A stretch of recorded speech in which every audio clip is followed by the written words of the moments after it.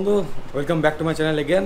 তো আজকে হলো 30 তারিখ আজকে। তো গতকাল রাতে আমরা অন্য একটা হোটেলে ছিলাম, তো সেই হোটেলটা জাস্ট আমরা গতকাল রাতের জন্যই পেয়েছিলাম, এক রাতের জন্য। আজ সকাল সকাল আমরা ওই হোটেল থেকে চেক আউট করে নতুন আরেকটা জায়গায় চলে আসি। গতকালকে যে হোটেলটায় ছিলাম সেই হোটেলটা ছিল বিচ থেকে একটু ভেতরে, একটু না বলবো অনেকটাই ভেতরে। আর এখন যে হোটেলটায় আছি একদম পুরো রাস্তার ধারে। আজকে রাতের জন্য এই হোটেলটা পেয়ে গেছি। আর এখন সময় হচ্ছে যেমনটা দেখতে পাচ্ছ 1:26। একটু আগে আমরা মন্দির থেকে ফিরলাম, সেই সকালবেলায় মন্দিরে গেছিলাম, তখন প্রায় 8:30। তো যাই হোক, মোটামুটি আমাদের প্রায় 4 ঘন্টার কাছাকাছি লেগে গেল মন্দিরে দর্শন করে পুরোপুরি ঘুরে বেরিয়ে আসতে। তো অনেকটাই টাইম লেগে গেল, খুবই ভিড় ছিল। যেমনটা আমি গতকালকে বলছিলাম যে এখন পুরীতে খুবই ভিড় চলছে, যেহেতু 2-3 দিন ছুটি আছে। 2016 সালে যে এসেছিলাম আমি, সেই সময় যেরকম পরিস্থিতি ছিল পুরীর মন্দিরের সামনে, তো এখন দেখছি পুরো চেঞ্জ। সেই 2016 সালের সাথে এই 2024-এ কোনো মিল পাচ্ছি না আমি। হ্যাঁ, অবভিয়াসলি কাঠামো অনেক ভালো হয়েছে, ব্যবস্থাপনা অনেক ভালো হয়েছে আগের থেকে, কিন্তু ভিড় খুব, আর অনেকক্ষণ ধরে ধরে লাইনে দাঁড়াতে হচ্ছিল, সেই কারণে অনেকটা টাইম লেগে গেল। তো এখন সময় হয়ে গেছে বিচে যাওয়ার, সমুদ্রে গিয়ে স্নান করার। তো এখন আমরা সবাই মিলে বেরোচ্ছি, চলো এবার বিচে গিয়ে দেখা হচ্ছে। এই চলে এসছি বিচে। গলাটা পুরো বসে গিয়েছে একদম, সামনে ঘোরাচ্ছি, এবার দেখো।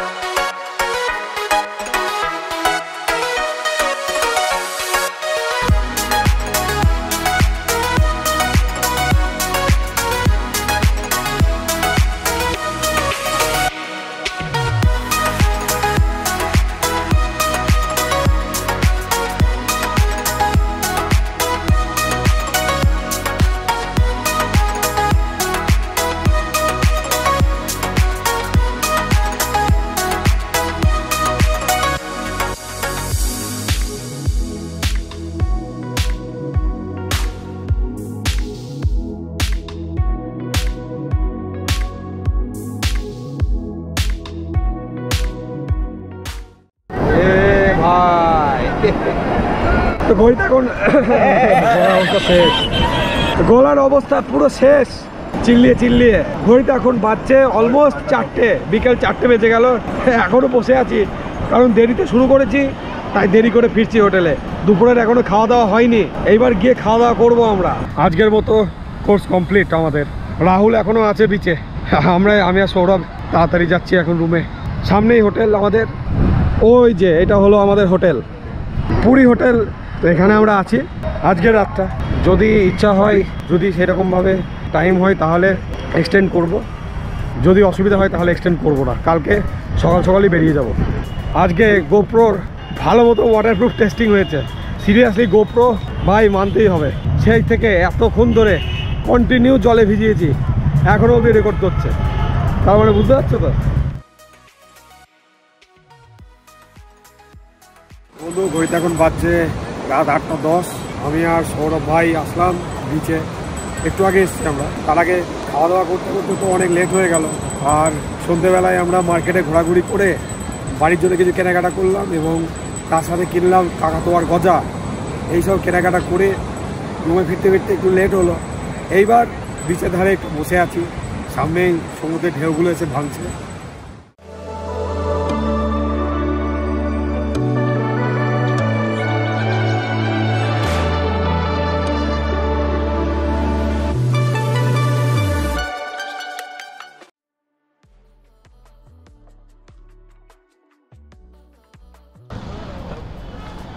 গুড মর্নিং বন্ধুগণ, আজ হচ্ছে 31 তারিখ, মার্চের 31 তারিখ। আর আমরা পুরীর হোটেল থেকে রওনা দিয়ে দিলাম। তো আজকে আমরা এখন যাব চিল্কার দিকে, শতপথা চিল্কা ভিউ পয়েন্ট। এখন ফার্স্টে বেরিয়ে আমরা কিছু খাওয়া দাওয়া করব, ব্রেকফাস্ট করব, তারপর রওনা দেবো চিল্কা ভিউ পয়েন্টের দিকে। আর আমার গলার অবস্থা খুবই খারাপ। তো বন্ধু, ঘড়িতে এখন বাজছে 8:36, আর আমরা এই জাস্ট রোড সাইড একটা স্টল থেকে লুচি খেয়ে নিলাম। এইবার টান যাব চিল্কা ভিউ পয়েন্টে, শতপদ এইরকম টাইপের কিছু একটা নাম আছে। বিচের সাইডে রাস্তায় খুব জ্যাম, এই জ্যাম পার করে যেতে যেতে খুবই অসুবিধা হচ্ছে। ও দারুণ লাগছে মেরিন ড্রাইভ, পুরো বিচটা দারুণ লাগছে পুরো একদম জায়গাটা। এই রাস্তাটা অসাধারণ লাগছে, পুরো চওড়া, আর এখন 4 লেন শুরু হয়ে গেল, 4 লেন রাস্তা। আর এই সাইডে অনেক ভালো ভালো বড় বড় হোটেল এখানে খুলেছে দেখলাম, হোটেল রিসর্ট। পেছনে এখন দেখতে পাচ্ছ, পেছনে এখন ভিডিও শ্যুট চলছে, রানিং ভিডিও। সৌরভ ভিডিও করে দিচ্ছে রাহুলের। এই যে ভাই চলে গেল। আর বাঁ দিকটা দেখো, এই ডান দিকে এখন ঘুরে যাব, হয়তো এবার বিচ আর দেখতে পাবো না। আপাতত এখন লাস্ট ঝলক বিচের। বন্ধু ঘড়িতে এখন বাজছে 8:56, আর আমরা ওই বড় রাস্তা থেকে নিয়ে নিলাম লেফট টার্ন কিছুটা এসে। এটা নিয়ে নিলাম আমরা শতপথ রাস্তা, তো এটা সিঙ্গেল রোড দেখতে পাচ্ছ। তো এখন এইখান থেকে দেখাচ্ছে 45 কিলোমিটার, কতক্ষণে পৌঁছাতে পারি দেখি। আবার এই রাস্তা দিয়ে রিটার্ন করতে হবে, আর ফিউল রেঞ্জও অনেকটা কমে এসছে।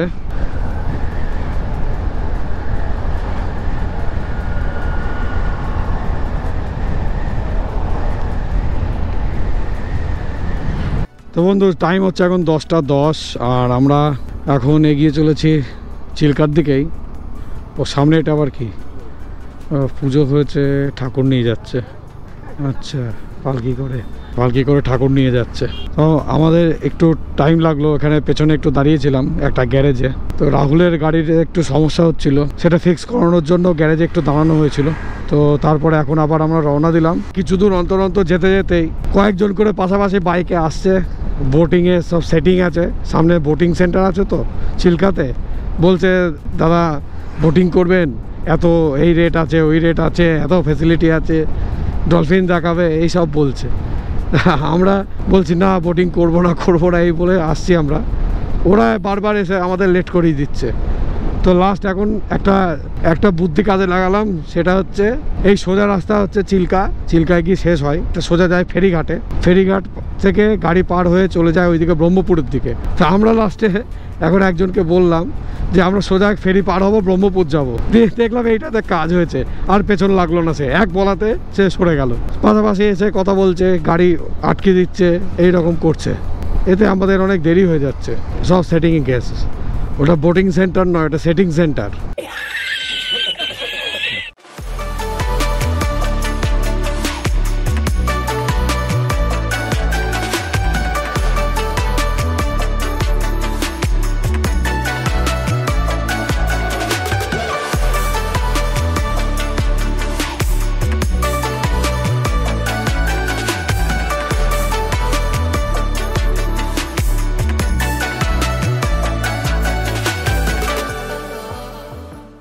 তো বন্ধু আমরা এখানে এসে পৌঁছে গেছি শতপদা ফেরিঘাটে।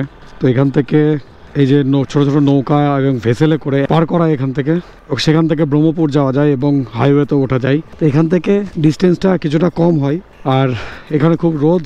এখানে একটা হোটেলও আছে, খাওয়া দাওয়া করছে দেখছি লোকজন এখানে। তো এবার আমরা রওনা দিচ্ছি এখান থেকে একটু লেফটে যাব, দেখি এইদিকে কি আছে। বোটিং সেন্টার এটা আছে সাতপাড়া, এখানে world famous dolphin centre Satpara এটাই।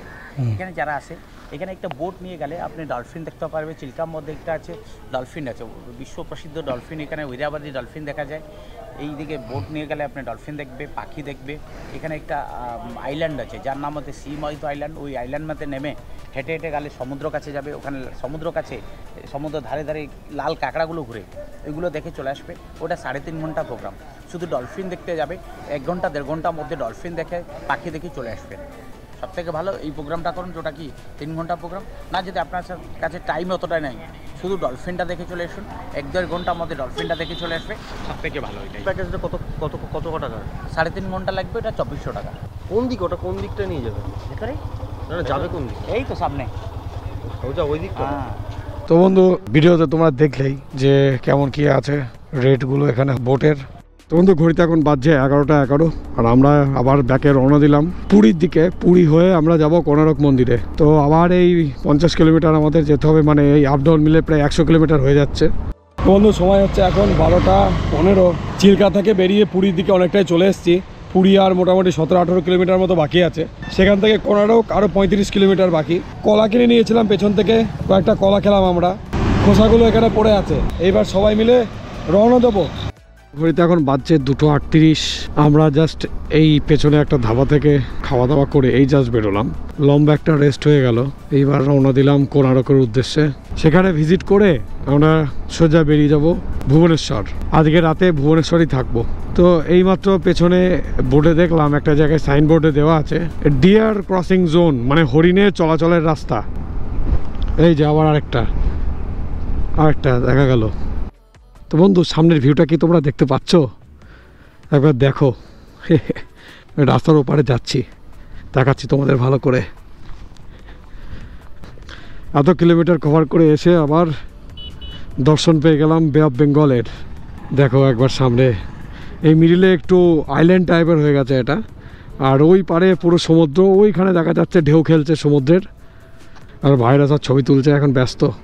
এখানে বোটিংও হয় মনে হচ্ছে। এখানে পুরো পার্ক মতো বানিয়ে দিয়েছে পুরো। এটা পুরো একদম মারিন ড্রাইভ পুরো, এই রাস্তাটা পুরো দারুণ লাগছে কিন্তু দেখতে। ওই জায়গা থেকে আর একটু এগিয়ে এসেছে, আর এগিয়ে আসতেই ডান দিকে দেখতে পাচ্ছ, ও হো পুরো মারিন ড্রাইভ এটা একদম। এর আগে দুবার এই রাস্তা দিয়ে গেছি, দুবারই বাসে করে এসেছি। ওই দিক থেকে কোণার্ক মন্দিরের দিক থেকে পুরীর দিকে, এইবার পুরীর দিক থেকে মন্দিরের দিকে যাচ্ছি। তো আবার পার্টনারকে নিয়ে সবাই মিলে আমরা একসাথে। দারুণ লাগছে রোডটা পুরো। তো এখন রাস্তাটা দেখতে পাচ্ছ, আমরা মেরিন ড্রাইভের রাস্তা ছেড়ে লেফট নিয়ে এই রাস্তা ধরে এগিয়ে যাচ্ছি। এটা হলো মন্দিরের রাস্তা। এই সোজা রাস্তা বরাবর আর 3 কিলোমিটার গেলেই পৌঁছে যাব আমরা সান টেম্পল, কোণার্ক সান টেম্পলে। ঘড়িতে এখন বাজছে 3:48। আমরা এখন পৌঁছে গেছি কোণার্ক সান টেম্পলে, সূর্য মন্দির। পেছনে আমরা গাড়ি পার্ক করে রেখে আসলাম। পার্কিং চার্জ নিল গাড়ি প্রতি 20 টাকা এবং লাগেজ প্রতি 10 টাকা। হেলমেট সহ রাখলে হেলমেটের আবার 10 টাকা এক্সট্রা। মানে এটা মন্দির ভিজিট করতে এসে অলরেডি 30-40 টাকা এমনিই বেরিয়ে যাবে টিকিট বাদে। হ্যাঁ, টিকিট বাদে। তার সাথে আবার এখন এখানে টিকিট কাউন্টার, টিকিট কাটা হচ্ছে। সৌরভ গেল টিকিট কাটতে। এবার টিকিটের দাম কত না এবার দেখি। যাই হোক, ভাই আবার একটা নতুন সানগ্লাস কিনলো কালকে।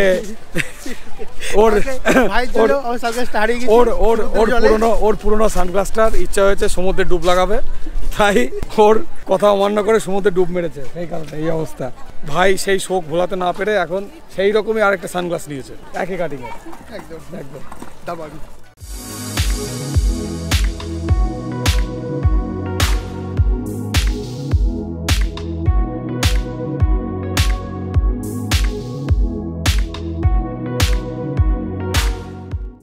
এন্ট্রান্স টিকিট হচ্ছে অনলাইনে কাটলে হচ্ছে 35 টাকা, আর এখানে অফলাইনে এসে কাটলে, লাইন দিয়ে কাটলে 40 টাকা। যদি তোমরা গাড়ি নিয়ে আসো, 2 হুইলারে আসো, তাহলে এক্সট্রা হচ্ছে পার্কিং চার্জ যেগুলো আছে ওইগুলো লাগবে সব। গাড়িরও তো আছেই।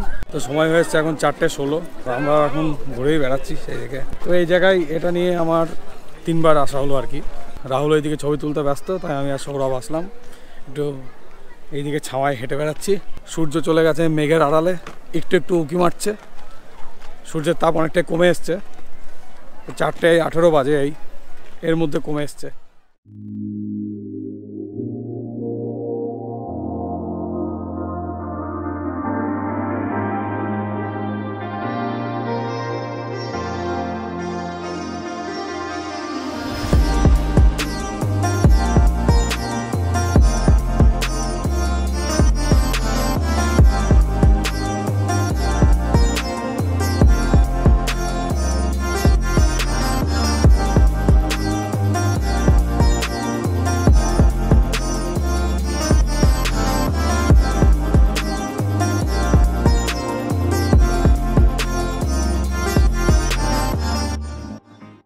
আমাদের ইউটিউবারদের একটা সমস্যা কি জানো তো, সবাই অন্যান্যরা সবাই সব কিছু করবে। আমরা যে ক্যামেরা সেট আপ নিয়ে যেখানেই যাই না কেন, তখনই সেইখানে ভিডিওগ্রাফি, ফটোগ্রাফি নট অ্যালাউ হয়ে যায়। তো এইখানে সবাই সবার মতো যে যার মতো ছবি টবি তুলছে, সব করছে। আমার এই ক্যামেরা মাইক দেখে, এই গোপ্রো ক্যামেরা ছোট, এই ক্যামেরা দেখেও 2জন সিকিউরিটি গার্ড আমার কাছে এসে বলছে, হিন্দিতে বলছে। তো সেটা আমি তোমাদের বলছি। বলছে, দাদা আপনি কি শুটিং করছেন এখানে? আমি বললাম যে শুটিং বলতে কি বলছেন আপনি, কোনটা বোঝাতে চাচ্ছেন? বলছে না, আমার কাছে ফোন এসছে যে এখানে একটা কেউ শুটিং করছে। আমি বললাম শুটিং কথাটা ব্যবহার হয় হচ্ছে কমার্শিয়ালের ক্ষেত্রে, আর এটা কমার্শিয়াল কোনো জিনিস নয়, আমার এটা পার্সোনাল জিনিস। তাই এখানে আমি কোনো সেই রকম শুটিং করছি না, এটা আমি জাস্ট ব্লগ বানাচ্ছি ইউটিউবে। তখন বলছে যে মাইকটা খুলে ফেলো। আমি বললাম কেন, কে বলেছে আপনাকে মাইকটা খুলতে দেওয়া, বলার কথা কে বলেছে? তখন বলছে আমার কাছে ফোন এসছে অফিস থেকে যে কেউ একজন শুটিং করছে, তাকে আটকাও। তখন আমি বলছি যে কোথা থেকে ফোন এসছে বলুন, বলছে না আমার কাছে ফোন এসছে। তা আমি জিজ্ঞাসা করলাম কোথা থেকে ফোন এসছে, তখন আর কোনো কথা বলছে না। আমি বললাম যে যদি আটকানোর হতো আমি গেটে এই ক্যামেরাটা হাতে নিয়ে আমি ঢুকলাম, তখন আমাকে কেউ আটকালো না। এখানে ভেতরে এসে আপনাদের নট অ্যালাউ হয়ে গেল। যদি নট অ্যালাউ থাকতো তাহলে তো আমাকে বাইরে আটকাতো, ভাই ক্যামেরা নিয়ে আসা যাবে না। আমি হাতে করে সিকিউরিটি দেখিয়ে এমনকি টিকিট কাউন্টারে জিজ্ঞাসা করে এসেছি আমি যে ক্যামেরা অ্যালাউ আছে কি, ক্যামেরা আলাদা কোনো চার্জ লাগবে?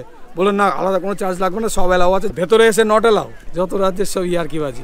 আমি ভিডিও বন্ধ করিনি, আমি ব্লগ বানাচ্ছি। সামনে এরপরে যদি আবার কেউ আসে তখন তার সাথে আমি বুঝে নেবো। বন্ধু এখন সময় এসছে 5:15, বিকাল 5:15। আমরা এখন ফাইনালি বেরিয়ে যাচ্ছি সান টেম্পল থেকে। এবার টান যাবো ভুবনেশ্বর। দেখি ভুবনেশ্বরে আজকে নাইট স্টে হবে আমাদের। ঘড়িতে এখন বাজে 5:37 আর আমরা ফাইনালি রওনা দিয়ে দিলাম কোণার্ক মন্দির থেকে ভুবনেশ্বরের দিকে। 65 কি 70 কিলোমিটার মতো ডিস্টেন্স দেখাচ্ছে ভুবনেশ্বরের এখান থেকে। তো বন্ধু আমি প্রথমে খেয়াল করিনি আমার গোপ্রোটা লিনিয়ার মোডে সেট হয়ে গেছিলো। যেখানে ওয়েলকাম টু পুরী বড় বোর্ডটা দেওয়া আছে, বড় হোর্ডিংটা দেওয়া আছে, ওই জায়গায় এসে আমরা চা খাচ্ছিলাম। তো এখানে দাঁড়িয়েছিলাম বেশ খানিকক্ষণ। তো এখানে এসে দেখলাম যে গোপ্রোটা লিনিয়ার মোডে সেট হয়ে আছে। তো এখন আমি সুপার ভিউ করে নিয়েছি। সময় হচ্ছে এখন 7:58, প্রায় 8টা বেজে গেল। একটু ধীরে সুস্থে আসলাম, এই লাস্টের এইটুকু আসছি আর কি। 16-17 কিলোমিটার মতো বাকি আছে ভুবনেশ্বর। এবার টান চলে যাব।